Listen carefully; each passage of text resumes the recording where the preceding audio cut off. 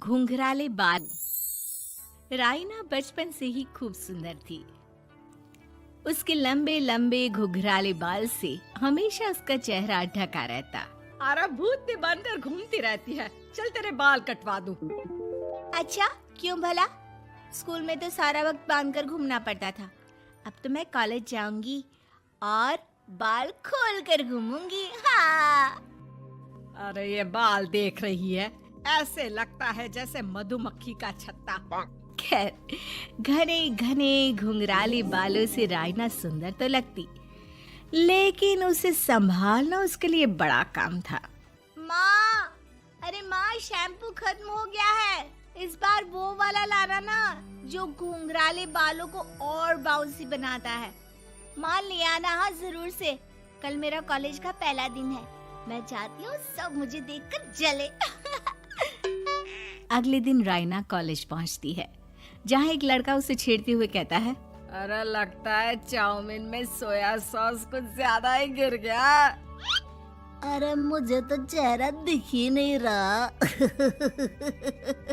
लड़कियां भी राइना का मजाक उड़ाती है। अरे यार, ये कंगना की कॉपी करके कौन आया है? लोकल कंगना और कौन? राइना को सभी पर गुस्सा आता है, लेकिन वो कुछ नहीं कहती। स्कूल में तो बाल बंधे ही रहते थे, लेकिन कॉलेज में राइना एक लड़की से कहती है, हाय, मेरा नाम राइना है। मुझे आर्ट्स डिपार्टमेंट में जाना है। कहाँ से है रास्ता? अपने बाल हटा कर देखो, सामने ही बोर्ड लगा है। राइना को कॉलेज में भी दोस्त बनाने में दिक्कत आ रही थी। वो रोते रोते घर आ जाती है। माँ, मैं क्या करूं? आज तो सारा दिन लोगों ने न जाने क्या क्या बोलकर मेरा मजाक ही बना कर रख दिया।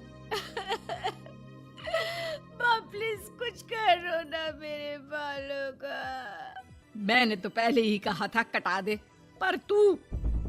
अरे कटाने से क्या होगा, उल्टा जो थोड़े बांध कर ये इन्हें समेट सकती है ना, वो भी नहीं कर पाएगी। तो क्या मेरी कोई दोस्त नहीं बनेगी कॉलेज में, या मैं हमेशा लोगों के मजाक का ही शिकार होती रहूंगी? राइना जोर जोर से रोने लगती है।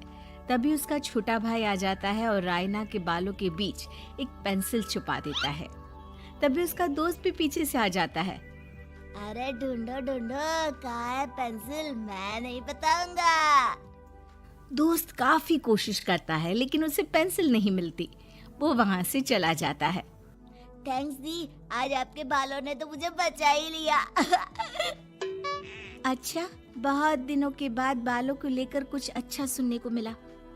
मुझे भी पहले लगता था कि मेरे बाल सबसे सुंदर है, लेकिन अब पता चला। अरे क्या पता चला, क्या हो गया? देख, किसी भी चीज के ना दो पहलू होते हैं। या तो तुम बालों से ही लोगों का मन जीतो, या फिर रोते रहो। अब ऐसे घने बाल तो तुम्हें भगवान ने दिए हैं। राइना को पिता की बात समझ में आ जाती है। वो सोच लेती है कि जिन बालों के कारण वो कॉलेज में एक भी दोस्त नहीं बना पा रही है, उन्हीं बालों से वो दोस्तों की लाइन लगवा देगी। अगले दिन कॉलेज में डेस्क में राइना बालों को आगे कर लेती है और लोगों को लगता है कि राइना का चेहरा पीछे है, लेकिन राइना घने घुंघराले बालों को हटाकर हंसने लगती है। देखा मेरे बालों का कमाल? इससे मेरा चेहरा भी नहीं दिखता और मैं चलती क्लास में सो भी सकती हूँ। सभी राइना को देखकर हंसने लगते हैं। क्लास में परीक्षा चल रही होती है, तो राइना अपने बालों में चीटिंग के पेपर छुपा छुपा कर आसपास के बच्चों की मदद भी कर देती है, जिसके बाद से तो राइना क्लास की हीरोइन बन जाती है। वाह राइना, तेरे बाल तो बहुत कमाल के हैं। मैं तो इन्हीं के कारण पास हो गई। और पता है, मैं तो अपने काम का सामान राइना के बालों के बीच में ही फंसा देती हूँ। जैसे जैसे काम होता है वैसे वैसे इस्तेमाल करती हूँ। अब तो क्लास में हर कोई राइना के साथ बैठने की जिद करता। राइना में इसे लेकर घमंड आ जाता है। उसे लगता है कि वही क्लास की सबसे डिमांडिंग लड़की है। फिर एक दिन, मैं इस कॉलेज में नई नई आई हूँ, क्या आप मेरी दोस्त बनेंगी? मैं? ओह सॉरी, मैं इस क्लास की सबसे डिमांडिंग लड़की हूँ। हर कोई मेरे साथ ही रहना चाहता है। एक काम करो ना, वो पीछे की सीट दिख रही है, जाओ जाकर वहीं बैठ जाओ।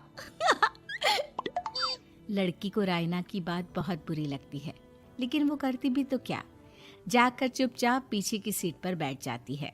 तो आज का लेसन सबने याद किया है ना बराबर से?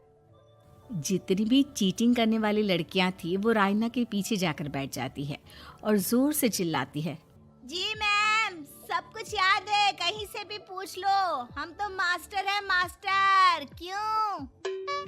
ये बोलकर वो रायना के कंधे पर हाथ रख देती हैं। रायना भी खुश होती है कि कॉलेज की सबसे स्मार्ट लड़कियों का ग्रुप उसका दोस्त है। पीछे बैठी वो लड़की देखती है कि कैसे मैडम के सवाल लड़कियां रायना के सर को देखकर दे रही है। शाबाश, मुझे खुशी है कि तुम लोग इतनी अच्छी पढ़ाई करने लगी हो। मैं प्रिंसिपल से कहकर तुम लोगों की स्कॉलरशिप की बात करूंगी, जिससे तुम लोगों के माता पिता का पैसा जो फीस में लग रहा है वो बच जाए। सभी लड़कियां खुश हो जाती हैं। टीचर के जाने के बाद एक लड़की कहती है, गर्ल्स, अब हम लोग ना सिर्फ सबसे स्मार्ट बल्कि सबसे इंटेलिजेंट भी हो गए हैं। इसी बात पर आने वाले संडे को मेरे घर पर पार्टी, सबको आना है, ओके? सभी लड़कियां पार्टी के लिए एक्साइटेड हो जाती हैं। रायना भी। माँ, मेरे कॉलेज की सबसे स्मार्ट लड़की ने पार्टी रखी है संडे को, मैं भी वहाँ सबसे अच्छी दिखना चाहती हूँ, लेकिन ये बाल।